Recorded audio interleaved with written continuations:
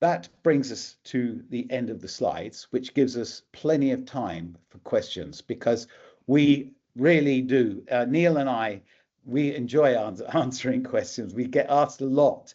And as I say, what we will do, if you give us your questions, we're very happy. We'll take them. We will provide written answers as well as as trying to respond to them verbally now. Just a reminder to colleagues that you can raise your question or type it in the Q&A tab if you can see it. If not, the chat is also fine. And raise your hand if you want to come in and ask your question directly from the team today. So Rob, we did get a number of questions at the time of registration as well. We have a couple of common questions. We'll get started with those just to get the session going, and then colleagues can start thinking and sharing with you more questions as we go. Maybe we can start with the very basic questions. So some agencies have global agreements with UN Fleet. Some agencies doesn't have a global agreement with UN Fleet yet. So maybe you can clarify a little bit how can agencies that doesn't have a global agreement at the moment basically start utilizing the UN Fleet services, and maybe talk a little bit about its expansion and that's the scope, and how can agencies that are currently managing their own fleet, either using their own vehicles or pooled vehicles, whatever arrangement they have right now, can gradually basically move toward the UN Fleet model without disturbing their operations, which is important. Over to you, please. Yeah, very good. Thanks. See two questions there, Zamir. So the normal process is for an agency that is interested in accessing the service offering from UN Fleet, a service agreement is signed at HQ level. So there's a very simple process. It's very straightforward. Normally, when we engage with an interested agency, we normally process very quickly because we have a standard contract, a standard service agreement, which is, through mutual recognition, is the same for every agency. So there's no detailed negotiation on individual agencies. There is a service agreement that is signed at HQ level, that is then countersigned at UNHCR and WFP and UN Fleet. And then once that is in place, individual country offices of that agency may access the full services of UN Fleet. It's very simple. It's very straightforward. Once that service agreement is in place, then the client agency may access the UN Fleet portal that Neil mentioned, and through that portal they can place an order. And honestly, placing an order for a vehicle, if you can buy a book on Amazon, you can order a leasing vehicle on the UN Fleet portal. It's extremely user-friendly, it's extremely simple, and very user-friendly. You mentioned how does an agency, an organization, maybe it's a country office, it could even be, how do they shift from using their existing fleet to the UN Fleet service offering? We would just recommend that all new vehicles are acquired on a lease. So basically, as a vehicle comes to the end of its life or a new vehicle is needed, if a lease is taken in, then progressively all the fleet can be leased, whether it's small or large, doesn't really matter. We have fleets in single locations of more than 100 vehicles and in many locations of a single vehicle. So we're extremely flexible on size, but yes, and accessing is very straightforward and simple. Thank you. Thank you, Rob, for responding to those questions. I think maybe we can move on to the second batch of questions, and one would be on the type of vehicles. You have already mentioned some of them in the presentation. So our understanding is that UN Fleet provides field-ready vehicles. Maybe you can expand on that and explain what does that mean in terms of the requirements of the government, the terrain. I always refer to an experience of ordering right-hand vehicle in a left-hand country, as well as security conditions. Do UN Fleet provide armored vehicles at the moment, or that's something that's in scope? I will pass the first half of that question to Neil. And I've answered the second half of that question in the chat, but we can go back to it. It's fine. Neil. Yeah, I think Zamir, I mean, we showed the graphic that we have vehicles on lease and confirmed orders in 95 countries. So I think our footprint speaks for itself in the sense that we have left-hand drive, we have right-hand drive, and we have a vehicle solution for your country. Now, we did talk about standard vehicles. So there's a set of vehicles that we hold in stock, and that's part of our standard catalog. Now, certain countries have local regulations, whether it be emissions or otherwise, and we then try to find a solution for that country. So we work closely with our suppliers to find a specific specification for a vehicle model. If we don't hold it in stock, that would meet their regulation. Okay, perfect. Thank you. Anything else, Rob? You're coming in? No, just on the AVs. You know, AVs are extremely complicated, and in every meeting we have, the question of armored vehicles is raised because of a number of complications, not least the very high cost of those units. There is no plan for UN Fleet at the moment to lease UN armored vehicles, but it is the intention to have a service through which agencies, country offices can buy AVs through UN Fleet, and that will probably roll out by the end of 2026. Thank you, Rob. And maybe I can pose two questions to Dominic and Phil as well as they came in their intro. Dominic, I mean, how do you see basically the UN Fleet evolving over the years? It was really encouraging to hear that very soon WFP and UNHCR will completely hand over its fleet to the UN Fleet team. But from an interagency perspective, truly system-wide mobility solution that could support the UN operational footprint, what is the kind of like the scope that you're seeing as we go? Over to you, please. I mean, thanks. I mean, the future of UN Fleet is growth, in a word. I mean, as Rob and others have said, you know, the leasing model is a really great model. And I think generally, you know, I always sort of say in the UN, when you know, the way that the UN works is that it purchases assets and then it has assets in the field, and these assets kind of sometimes get forgotten about and they age and they become more expensive to run. Whether that's generators or, you know, earth moving equipment, this is the case. But certainly in the case of vehicles, you know, vehicles get bought as a result of budget that happens to be on a project. A project buys 10 vehicles, and then the vehicles sit there and they slowly age. And really, this is a model we want to get away from, and that's what UN Fleet introduces. It's asset management. So we keep these assets young, and roadworthy and more fuel efficient, et cetera, and we keep the running costs down. So really, it's a great model for any asset class, not just vehicles, but vehicles just tend to be one of the biggest and most expensive asset class. But it's a good approach for anything. So I see this scaling up, lower cost, greener, and more reliable vehicles.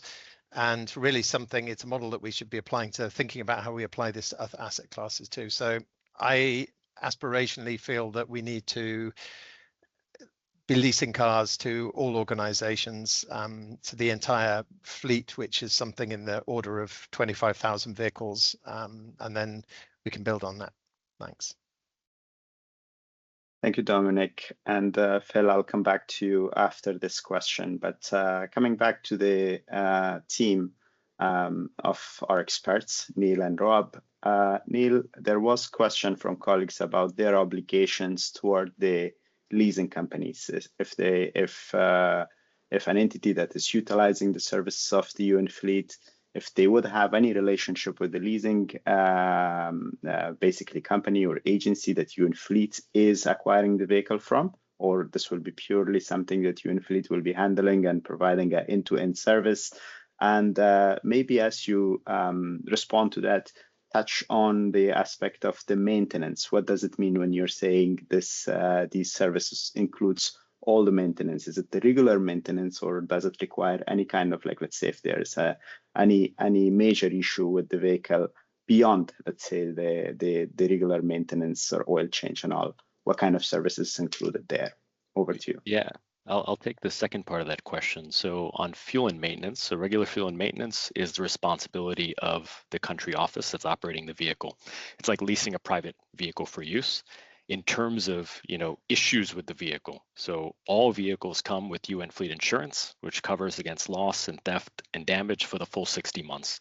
So if the vehicle is involved in a vehicle incident, if there's a defect with the vehicle, this is something you would report to us, and we have a very, very simplified insurance claim process where if the vehicle cannot be used anymore, we would send you a replacement, or if it can get repaired, we would reimburse you for the repair costs. So that, I think, is on the fuel and maintenance. And on the first part, I'll pass to Rob. I was just writing a response to one of the questions there, Neil. So you dropped me in it when I wasn't following. So you finished that question. Thank you. So do you want me to jump in, Neil? Yeah, go ahead, Phil. Okay, so the first part of the question was about the relationship between the office leasing the vehicle and the leasing company. I think it was put in place. There is no leasing company. UN Fleet leases the vehicles. So UN Fleet, just to be clear of how we operate, we purchase the vehicles direct from the manufacturer, using centralized procurement to get the best price. We have a very, very good relationship with our key supplier. So we purchase and own the vehicle, and then we lease that to the UN office. So there is no leasing company involved. You are dealing directly with us. Thank you, Phil, for coming in. And maybe we can continue with Phil. Phil, you deal with this initiative for many years now. I even lost the count. But from a leadership perspective, I mean, what does the success look like for you, for your day-to-day work leading the UN Fleet team, which is quite dispersed all around the world? Any of these colleagues that you see on the screen today is basically appearing from a different part of the world, which shows how good they can cover the perspective. But Phil, in terms of like vehicle efficiency, sustainability, and the impact that the UN fleet is providing on the ground to the UN operations, what does the success look like for you as the manager of this team, and how do you normally measure it? It's a good question, Zamir. Thanks. I mean, just to answer the first part, we have a small team. There's 15 people involved in UN Fleet from both agencies, and it's in a way quite complex, but we've got a very, very good team culture. We've been very careful about selection of the team. We're very, very customer focused, and we are pretty agile, and we deal with change all of the time. You imagine it's two agencies coming together to provide a service to multiple other agencies, which I don't think has been, well, it has been done maybe before, but it's not easy to do that. But it's much easier with the team that we've got, and I'm very privileged to be part of that team. We are dispersed, as you say. We're in, those 15 people are in 9 different countries at the moment, although we have a plan to have a global headquarters, which should be set up next year, which again should help us with efficiency and effectiveness. What does success look like? Well, one is expansion and volume. Leasing needs volume to be cost effective, and you've got to leverage economies of scale to reduce costs. Our objective is the lowest lease price possible per vehicle type for the clients. Of course, we're cost recovery. We're not supposed to make a surplus, and we're very keen not to, but we're very, very keen to manage our costs. So we look at everything. Right now, we're very privileged because WFP and UNHCR agreed to set this up, fund it, and we are in fact subsidizing the lease rates at the moment indirectly. We don't have enough vehicles to cover our overhead cost. If we did, the lease rate would be too high and be completely unattractive. So what you will see as we get scale, we will grow at a faster rate next year because we're going to start to supply WFP and UNHCR offices. So taking 3 leasing programs, consolidating into 1 will also be more effective. That scale will, not next year, but in a couple of years, will lead us to a point where we've passed our break even. We're actually would need to adjust our lease rates to avoid generating a surplus. Everybody will then benefit from those lease rates. So again, if you ask me, I mean, there's many, many things I would like to say, but to keep this fairly short, we need scale. We need to minimize our cost to lower the lease rates for the benefit of all. There's a couple of questions I also noted in the chat, so if I could just link this to those questions. One of them was about challenging, whether leasing is more effective than buying and selling a vehicle in country. Of course, there are some countries where when a vehicle is sold by the UN at the right age, we will generate a very high residual value, high price. Ethiopia, we all know about Ethiopia, very, very strong today. Please all remember, our model is based on a fixed lease rate per vehicle model globally, not just by one country. So of course, the outliers, there's some winners and losers. There are some countries where it's almost impossible to sell. We cover that because we give the same rate to those countries as we do to all other countries. So this is very important. And this model has worked well. It's proven. We launched in 2007 in WFP, and it's embedded, established, and it works very well and saved tens of millions of dollars. The same happened from 2014 in UNHCR. So this is about a global solution, not just a country office perspective. And this is the way agencies are looking at it at the headquarter level. And I understand, if I was a fleet manager in a certain country, in Ethiopia, I would know I could buy and I could sell and I could come with a net lower cost. The other thing that this does, that leasing does, is it manages the life cycle of the asset. Don mentioned this, asset management. This should not be ignored. In our experience as fleet people, experts, whatever you want to call us, over a few decades in the sector, the only model that has managed to control life cycle of vehicles, assets across a global fleet is leasing. If you leave that to country offices, some can do it well, depending on people and circumstances, but generally you'll end up with an aged fleet. And that's what we've seen. WFP had this before we started in 2007. And the only thing that's controlled that life cycle is leasing. Now, what does that do? That controls your operating costs, because we all know as fleet managers, as vehicles get older, the operating costs get higher. There's other interesting factors in the data. Older vehicles get used less, so your fleets become oversized. Lots of stuff we can talk about. But again, I would ask the perspective is to look at this globally. And yes, what success to us is that we have the majority of the UN, if not all, using our service, and that we can then collectively reduce lease rates for the benefit of all. Thank you, Phil. That was very helpful. Maybe we can go back to Rob and Neil and hear a little bit about the insurance and security aspect of the vehicles. There's a couple of questions from colleagues about the insurance in particular countries, insurance claims that could be lengthy or complicated. I know you're responding to some of these in writing, but a lot of our colleagues will be hearing this webinar, so it would be good for their benefit to expand on this aspect. Rob and Neil, over to you. Let me kick off. Thank you, Zamir. Yes, insurance, we consider the insurance a really valuable component of the UN Fleet Service offering, in that a leasing vehicle is insured for loss or damage throughout the entire period of the lease. So, and it's a very, we self-insure, it's a very effective insurance mechanism, and it's quite responsive in that it claims can be processed extremely quickly. It's a very low fuss thing. But there is a distinction between loss and damage insurance and third-party liability insurance. In most countries, it is a legal requirement to have local third-party liability insurance. And very often this must be obtained through a local insurance provider. Therefore, it is incumbent on all agencies, all users of UN fleet vehicles, to take out local third-party liability insurance. And this just covers exactly that, the third-party liability claim that may arise. In certain countries where that third-party liability is not available, there is a mechanism through the UN, which most agencies are fully aware about, where a kind of drop-down third-party liability insurance is required. In a number of countries, there are some very specific insurance regulations which require insuring locally. But in fact, as long as that third-party liability is covered, then that normally meets the requirements of a local government. There are a couple where you must take out insurance on the vehicle as well for loss or damage, but that is effectively a government tax.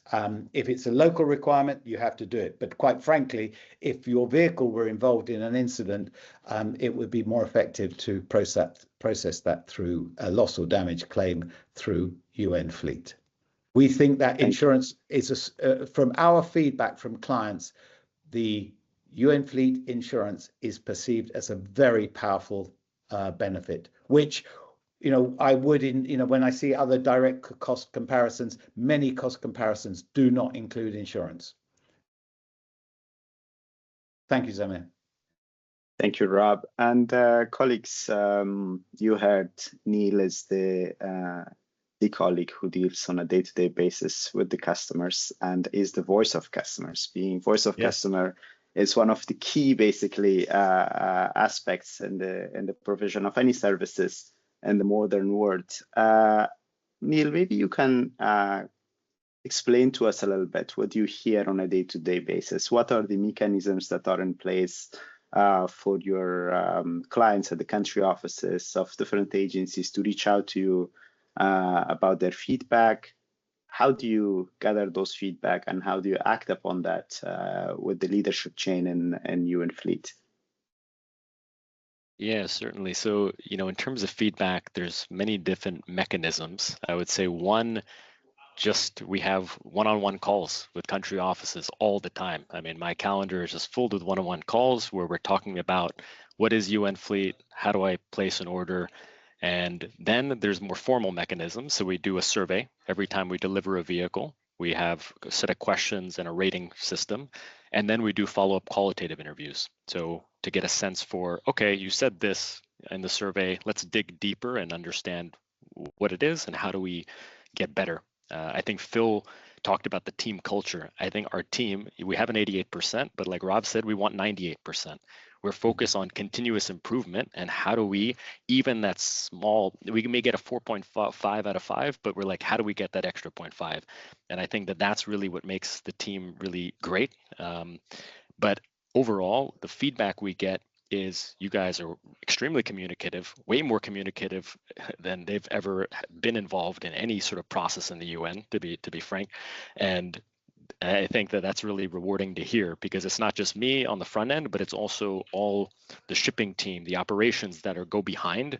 And then the other part is the UN Fleet portal. It's like ordering on Amazon. It takes 5 minutes and it's super simple and easy to use. So I think everything sort of exceeds their expectations going into it. If I could just elaborate on that, Samir, just one step. Neil is the voice of the customer, as he just said. His agenda is full of calls where he's talking to his counterparts in the individual country offices.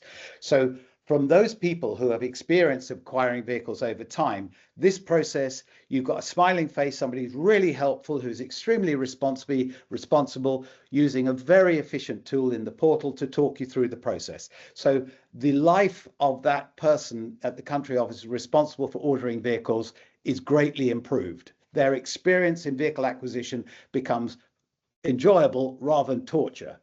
The next level is that actually that has to be approved by somebody in finance.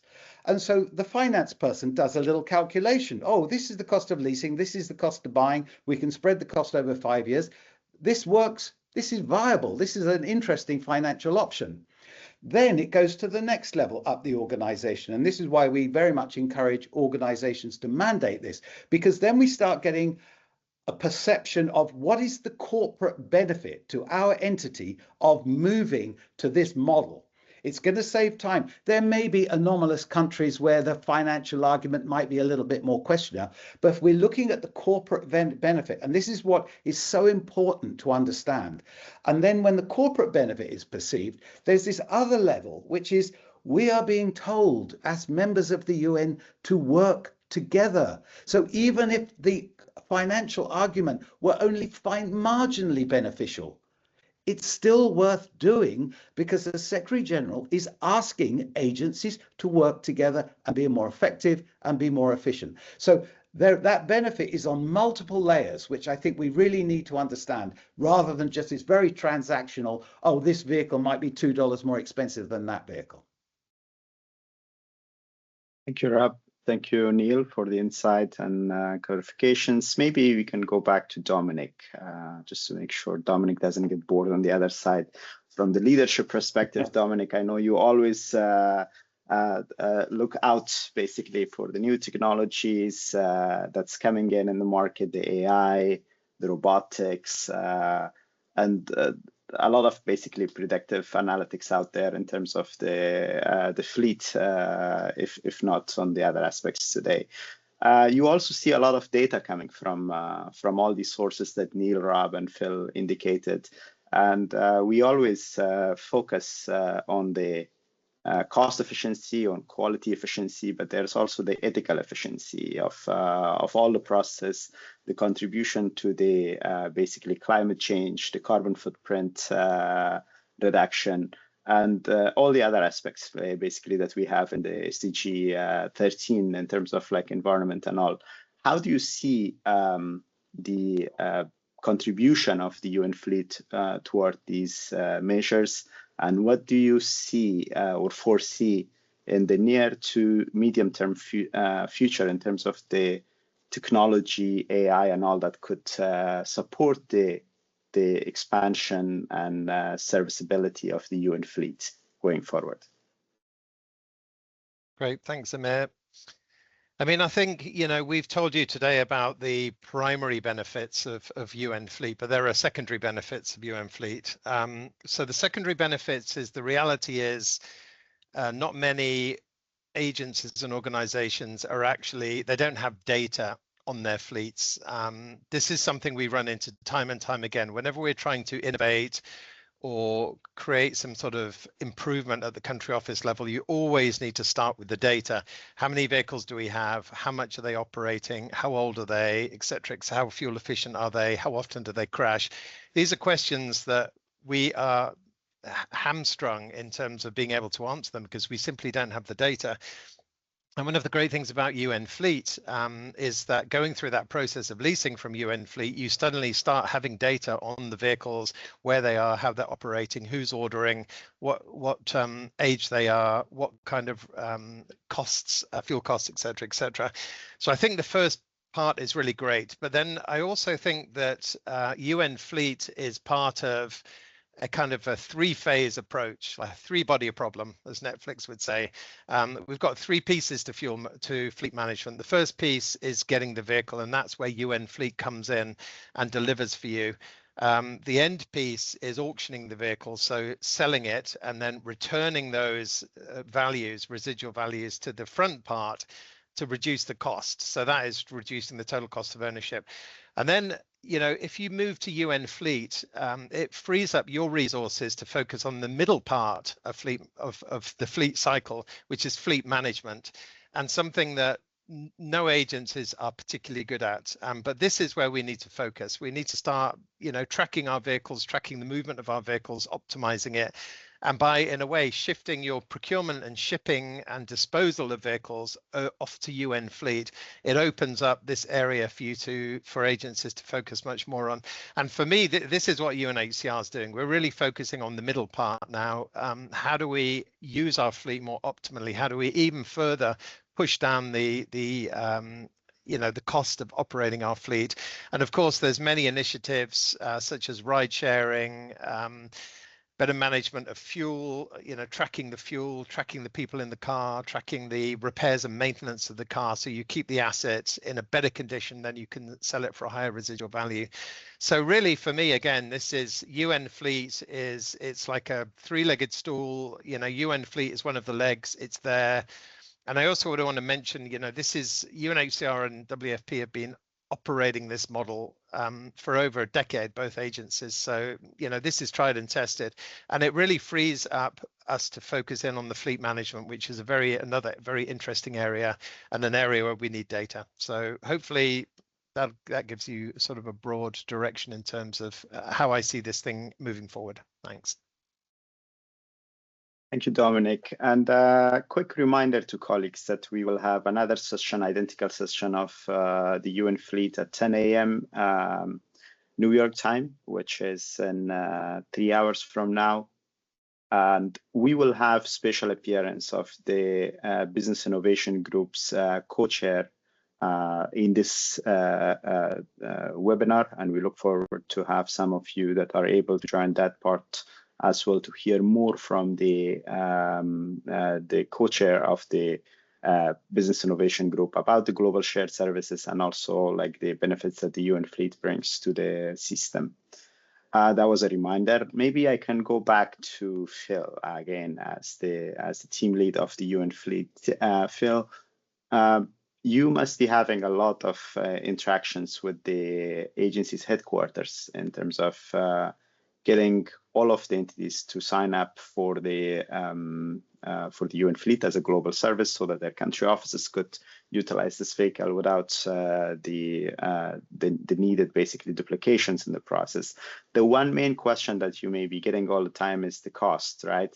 Rob and Neil already explained a little bit the difference between the cost of purchasing and owning a vehicle versus the leasing a vehicle, but I can assure you that no matter how many times you put this in presentations and in flyers and in emails, you still get that question. How do you normally deal with that? What is your kind of like the magic short answer to all the entities that are like, but why not purchase a vehicle, right, rather than leasing it? Over to you. Thanks, Amir. It's a very good question. This comes more, it's interesting actually, the headquarter component, the leadership teams understand that this is a corporate initiative and for corporate benefit.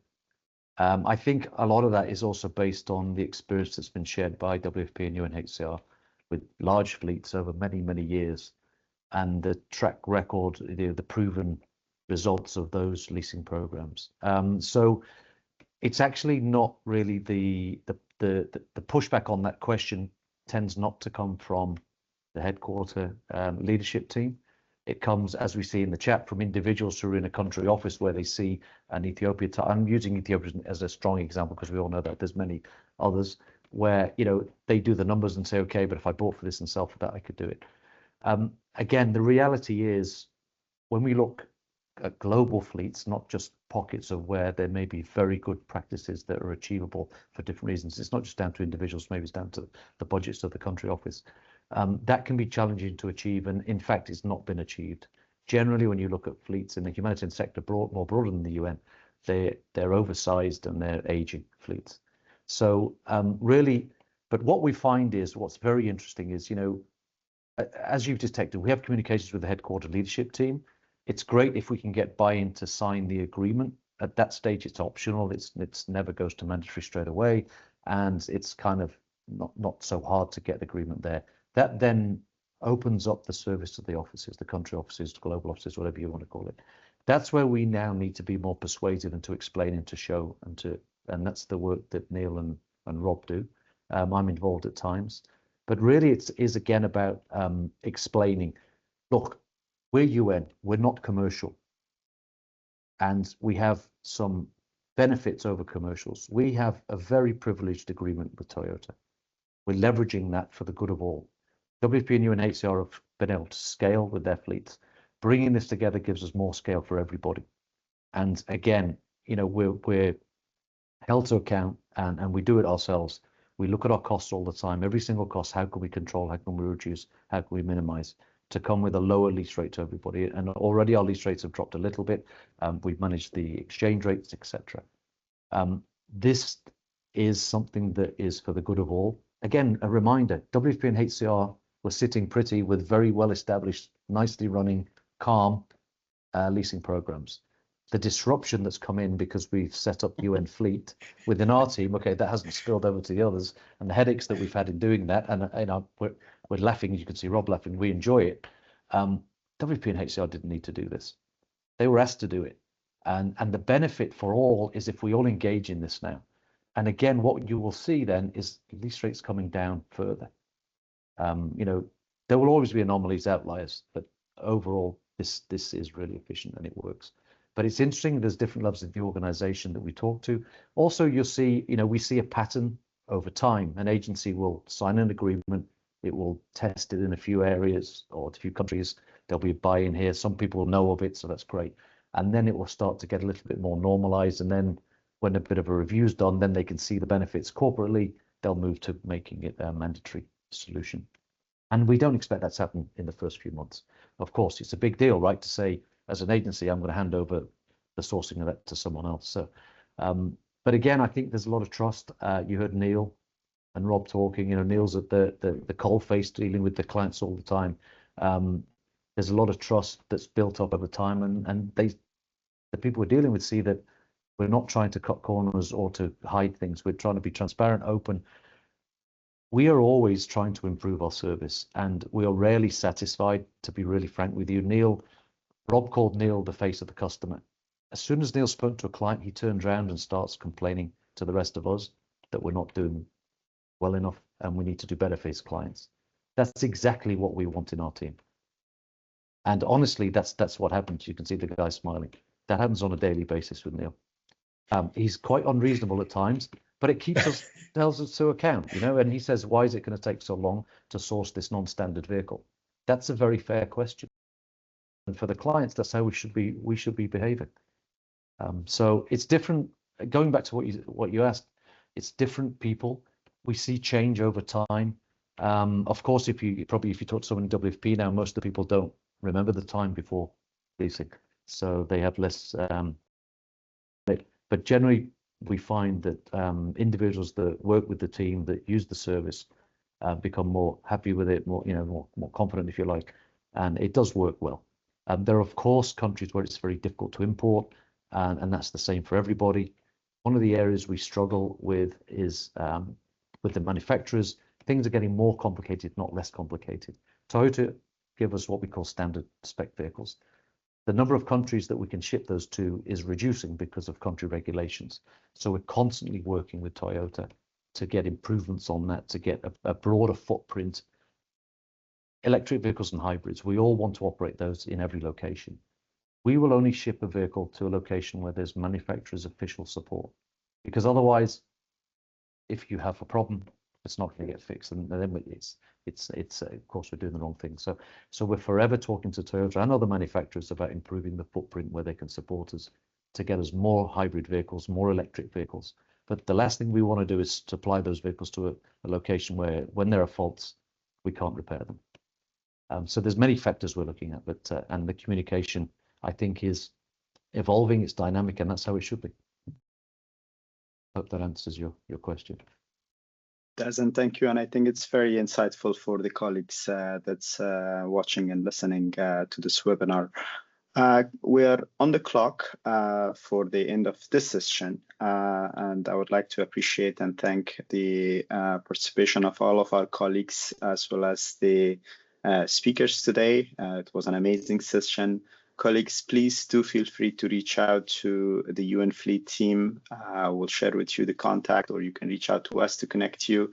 Robin, Neil, and Phil, with their support teams, are always around. They are willing to engage in your OMT meetings, have dedicated presentations and engagement to help you identify opportunities with the UN Fleet and basically find efficiencies for using this service.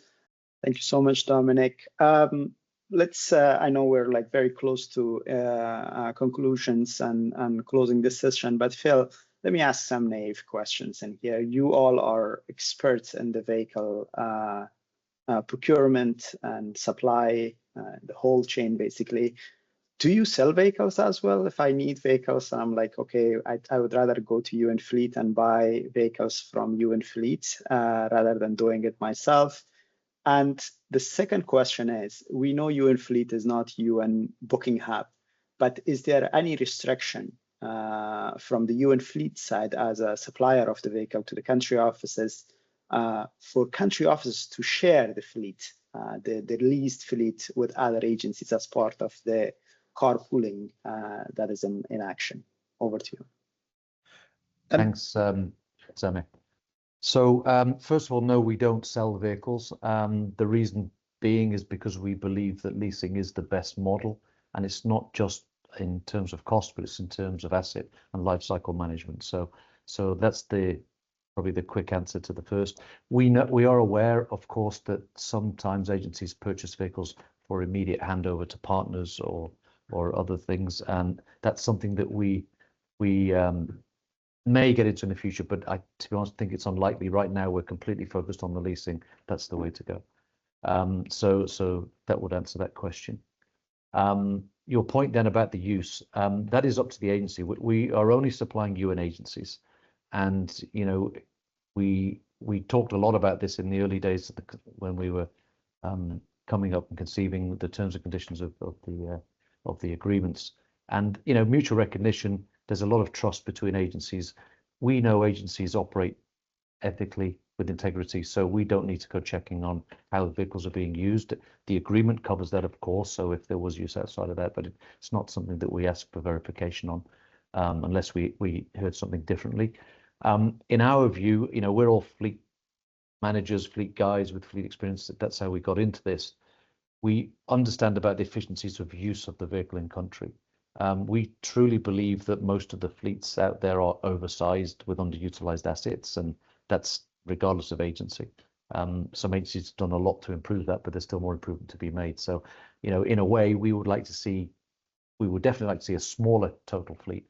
That can be achieved through better utilization, sharing of assets, ride sharing, mobility services in country. Our service is complementary to them. It's different. Neil was mentioning before, we're different to the UN Booking Hub, but it's complementary if you talk about ride sharing and mobility solutions in country. Lease a vehicle from us and then be smart about how you use that vehicle in country. Be smart about your fleet profile and your fleet size in country. Look at maximizing the use of those assets. Dom mentioned that, still today there's a 1 vehicle per person ratio in certain places. It shouldn't be like that. For the right reasons. It's a little bit harder to improve your transport management, your utilization in country, but that can be done through these systems that are available now. So we fully support them. We're complementary, but different.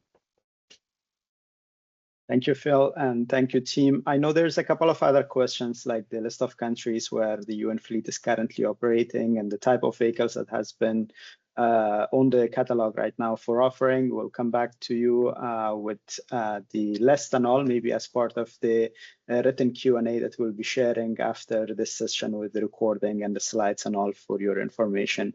I just wanted to mention that next week we have another amazing service in schedule. Next Tuesday, we'll be talking to UNOPS team about the UN Web Buy, which is actually answering my previous question, and I intentionally wanted to ask. UN Web Buy is one of the key global services that provides goods. Basically, you can do your procurement using UN Web Buy, and we look forward to have you in that session next week as well.